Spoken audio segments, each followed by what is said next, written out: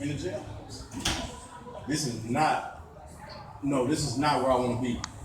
And I'm thinking that there's people here for life. There's people here forever. The fact that I get out, I have an opportunity to correct it. I have an opportunity to change my circumstance. I have an opportunity to change my situation. I have an opportunity to change my circle of friends, the people I hang with, change my mindset. I was always driven, but I wasn't doing the right things. Knucklehead. I got out. I didn't cut them off at the time, but I changed a little bit more of my ways. Going to college. I get to college because I got put out of my first college, which was in Louisiana Tech. I found out that I wanted to play football in the 11th grade. Remind you, I grew up hating football. Why? Because my mom made me play flag football until I was in the 8th grade. Come on, man. I had some friends playing tackle when they were 7. So I'm like, I lost passion for it. Like I wanted to be a Picasso. I grew up having a desire to be an artist. I could draw each and every one of y'all in here. But you know what happened? I didn't grind my way in that atmosphere of life and use that gift that God gave me. I buried it. I buried that gift, and that's what a lot of people are doing right now because of what their situation looks like. They bury their gifts. That's selfish of you. You know what God did to me? When I buried that gift, He took that gift away. I remember one day in 9th grade, I tried to draw again. Couldn't draw at all. I couldn't even draw the easiest thing, which are cartoons. So I'm like, man, what happened? And He allowed me to fall in love with the very thing that I hated, was football. I didn't come out of the womb saying I want to go to the NFL.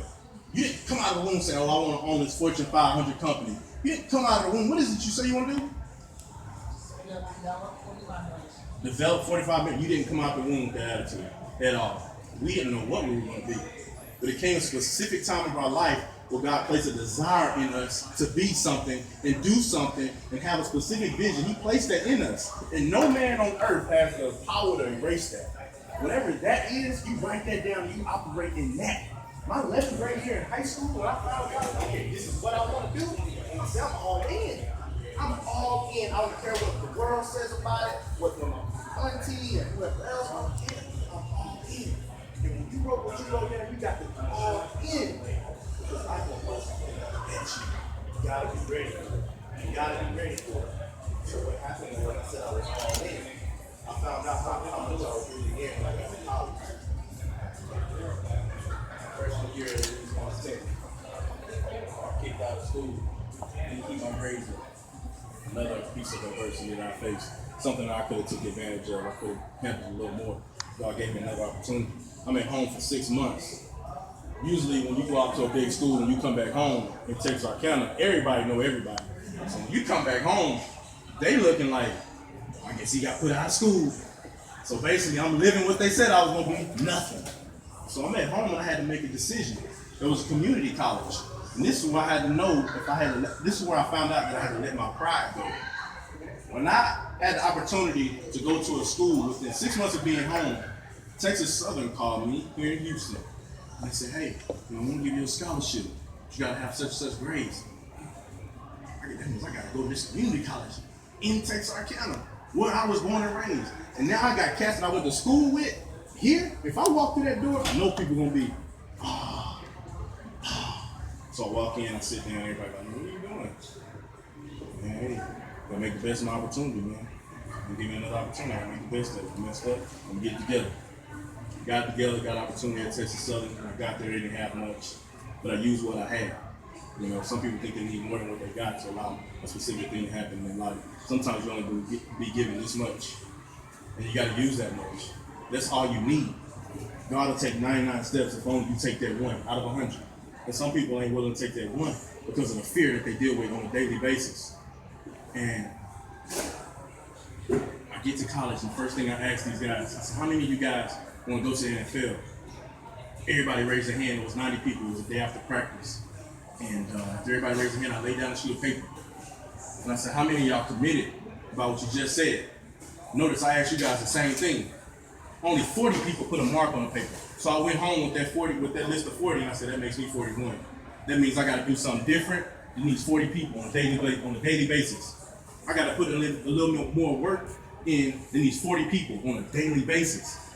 Because 40 people are going to the NFL. But I knew in reality, I haven't seen a college yet that in 1 year displayed 40 guys into the league. I haven't seen that. So somebody doing some lying. Somebody not committed. So okay, come graduation day, I was looking for these 40 guys to be in the NFL. Because I had my mind made up. Those 40 guys, after we walked across stage, didn't see them. Didn't see them. So I said, okay. Next year, a year passed, didn't see them. I made it coming out of college, but I was only given a tryout. Smallest opportunity. When you give an opportunity, you gotta run with it. Came in at the bottom of the totem pole, but I made it. Everybody else, nobody made it. It's been 6 years now. Nobody's made it. No matter how long it takes, you should still be committed. You wrote this down. No matter how long, that's commitment. So now I know I can't trust him. So I said, okay, these guys didn't make it, and I don't know what commitment is. Commitment is the start of what I'm trying to do. I gotta be committed, that's how I'm gonna start. But consistency is gonna allow me to finish. 3 years, spent 3 years in Chicago, and did very well. Got injured. Matter of fact, made it all the way to the third receiver and got injured. And what happened was, after the injury, nobody wanted me anymore. I was doing well, why don't nobody want me? 17 teams passed on me. So I said, okay, 2 years have passed, me being out of the league, nobody wanted me. And that's what's gonna happen. You're gonna sign up for a specific job, you're gonna try to do a specific thing, and nobody's gonna want you. Nobody's gonna wanna validate you. Nobody's gonna wanna help put you in position. Nobody, but you shouldn't need anybody else to help you do something, because I believe that I can do what it is that I just wrote down on this paper without anybody's help. Because if I stay prayed up, God will provide the right resources to fall in my life. The proper people will come into my life, and this thing is gonna happen for me. But commitment says whatever I got to go through, I'm willing to go through it. So I said, okay, 2 years has passed. What do you do when nobody's giving you an opportunity? You create one. You create an opportunity. God gave me a vision to do this. I acted on it. Don't you know how many people had a moment to act on something that God gave them, but pride didn't allow them to do it? They were going to worry about what people said about them. Oh, what people going to think about me. Oh, look at him. Well, I have 2 kids and a wife that's counting on me. I don't have time to come home. My son isn't looking for excuses when I come home. He's looking for some progress. Because some diapers not going to pay for themselves for my daughter. And the food's not going to pay for themselves. So he needs some sacrifices. But what helped me the most during this moment of my life is my beautiful wife. My wife was on my side the whole time. Now you have a lot of people that's in position right now. If they lose it all, their wife is out the window. A lot of people are only in it for the bread. But if you get somebody in your life to be there because they love you, through thick and thin, rich or poor, you got to roll with that person no matter what. And it's gonna take some strong sacrifices. Me not having nothing at this point, I didn't complain, but I made sacrifices. I remember selling TVs that I had just to keep food on the table, selling shoes, making proper sacrifice so my wife will have something to submit to. So she knows that she's investing in somebody that's actually trying to put themselves back in position. I'm not at home just sitting on the couch, letting her go work. Oh, it's gonna come, baby. We're gonna keep believing. Yeah, we're gonna keep believing. We gotta do something. We gotta do something. We gotta make sure you eat. So, okay, where them shoes at? Hey, we sell them. Hey, that's material thing. You can get that back. These TVs, snatch that off. One day we're gonna have about 10 TVs in the house. We gotta feed you. Sacrifices to make sure that what I'm after is gonna come to pass. But you need a proper support system. Without the proper support system, you can't do it all by yourself. There's not one successful person in this world, in this room, that can raise their hand and say, I did it all by myself. You're gonna need a team of people. And my wife was that one team for me, that all I needed. Because she stood by me when everybody else gave up on me.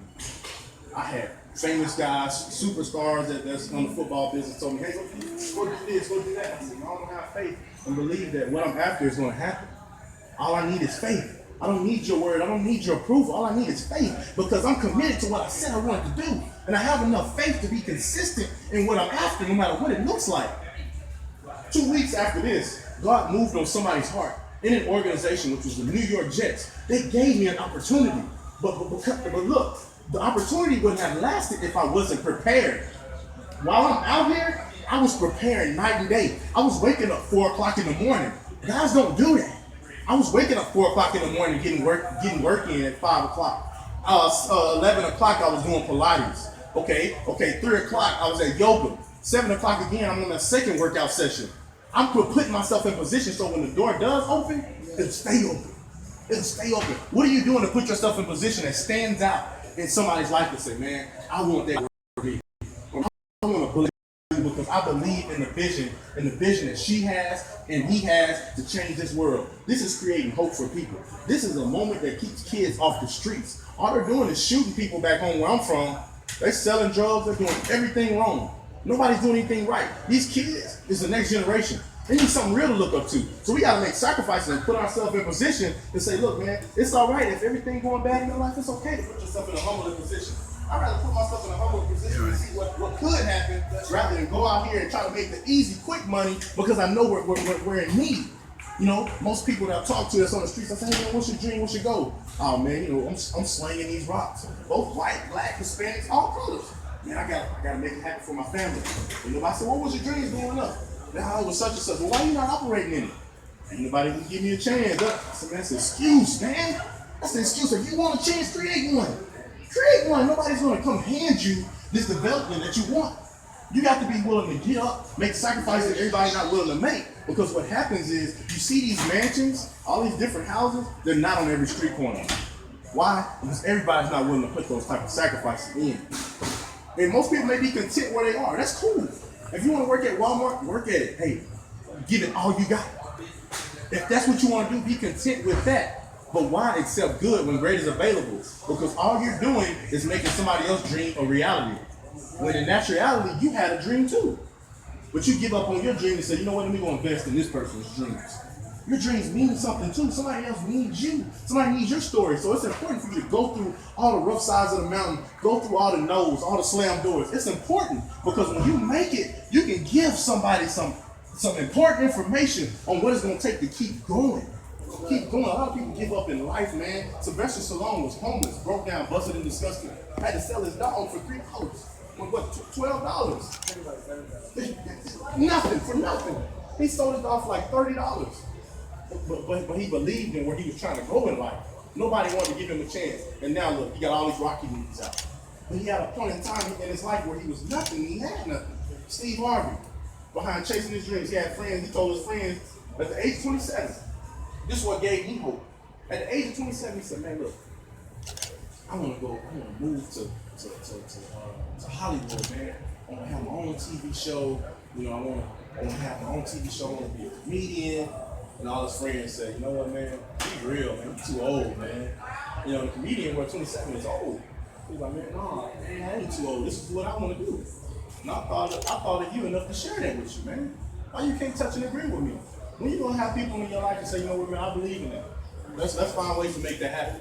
Which is gonna take a team. What he did was he cut all those people off. And he went to Hollywood anyway. He went to Hollywood anyway with nothing. The man was homeless for 3 years behind chasing a dream. 3 years behind chasing a dream. He had to sleep in his car for 3 years. But that man was committed to having his own TV show. That man was committed to being a comedian. And if you know now, he's $100+ million man. But that didn't come overnight. That man got a dream. Just like you, just like I. Sometimes you have to be willing to be committed and make the proper sacrifices. Steve said, if I got to sleep in my car to get to where I'm trying to go, this is where I want to be. I don't want to do nothing else outside of what I said I was going to do. You understand? If you're doing anything outside of what you said you were going to do, you're freestyling.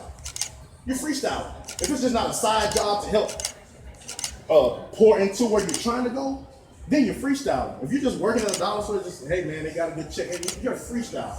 This is not what God put you here to do. But if you're content with that, that's cool. What I'm saying is, follow your dreams, man. Stay committed to what it is that you say you were going to do, because a lot of people bail out because they get impatient when it takes too long. And they give up on themselves, they give up on the family, and that's a selfish thing to do. That's a selfish thing to do. My situation and my family is never going to change if I don't be one to change. So if you want your lifestyle to change, you want your circumstances to change, you want your situation to change, you want things to come to pass, you are going to have to make those things come to pass. You are going to have to make the proper sacrifice. Put myself in position. This is not a woe is me. This is not a publicity stunt. This is, I know what I want, and I'm prepared for what I want. I got to create this opportunity. This is my moment that can also change somebody's life and give somebody hope to know that anything is possible if I adjust to life itself by responding when no is thrown at me, the door is closed at me. When I respond, so Jordan responded when the coach cut him. Because if he didn't respond, right now, Jordan would just be another tall, bald-headed black guy walking by you in Walmart. if he didn't respond. But because he responded, now he's living his life. He's living his dream. So what are you gonna do? It's my question. What are you gonna do on this day to put yourself in position? So what I'm asking is, if you're committed to what you wrote down, hold it up. Hold it up. If you truly committed. If you truly committed to what you wrote down, hold it up. And we gotta roll with it. Nobody should turn you away. Nobody should be able to steer you away from what you wrote down. So I want to hear two things. I'm committed. That's what I want to hear from you guys. Let's go. I'm committed. And I'm going to walk it out by faith. I'm committed. And I'm going to walk it out by faith. No matter what it takes, we got to do those two things. Because commitment is going to allow you to overcome anything that you come up against. And faith is going to allow you to stay wherever you get in life. So you're going to need faith and commitment. Consistency, that's going to roll into the process of thinking. So I thank you guys, man. What we're going to do is, man, we're going to take a picture together with our dreams and our goals and our visions. We're going to hold them up, man. We're going to walk in it from this day forward. Thank y'all, Anderson.